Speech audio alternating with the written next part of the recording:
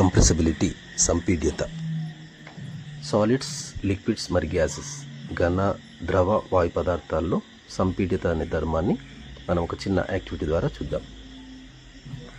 దీని కొరకు నేను 3 5 ml సిరంజీలు తీసుకున్నాను.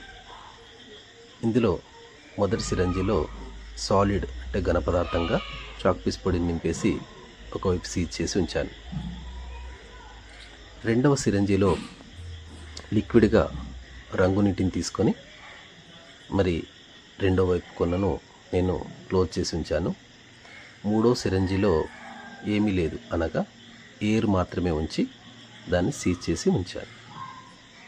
ఇప్పుడు మరి సాలిడ్స్, లిక్విడ్స్ అండ్ గ్యాసెస్లో కంప్రెసిబిలిటీ చూద్దాం.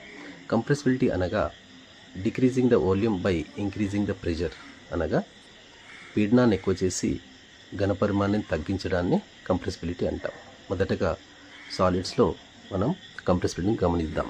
ఇందుకొరకు నేను పిస్టన్పై కొంత ఫోర్స్ అప్లై చేసి పిస్టన్ నొక్కినప్పుడు మీరు గమనించవచ్చు, పిస్టన్ ముందుకు కదలకపోవడాన్ని మీరు గమనిస్తున్నారు. కారణం, ఇందులో ఉన్న సాలిడ్లో ఉన్న ఇంటర్ పార్టికల్స్ స్పేస్ అనేది చాలా దగ్గరగా ఉండడం వల్ల కంప్రెసిబిలిటీ అనేది నెగ్లిజిబుల్గా తీసుకుంటాం.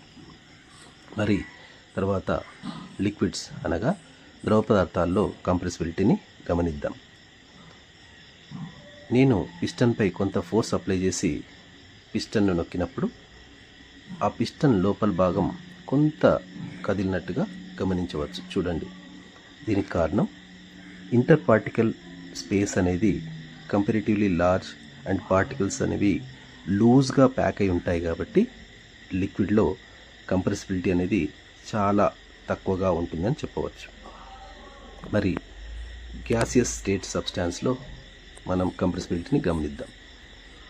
ఇందులో inter particle space very large, అనగా particles are very loosely packed అంటాం. అంటే కణాలు చాలా దూరంగా ఉంటాయి కాబట్టి మరి ఒకసారి పిస్టన్పై కొంత ఫోర్స్ అప్లై చేసి ప్రెస్ చేసినప్పుడు ప్రెషర్ ఇంక్రీజ్ అయ్యి వాల్యూమ్ అనేది డిక్రీజ్ కావడాన్ని గమనించవచ్చు. అనగా ఈ గ్యాసెస్ స్టేట్ సబ్స్టాన్స్ యొక్క కంప్రెసిబిలిటీ అనేది హైగా ఉంటుంది అనే విషయాన్ని యాక్టివిటీ ద్వారా గమనించవచ్చు. ఈ విధంగా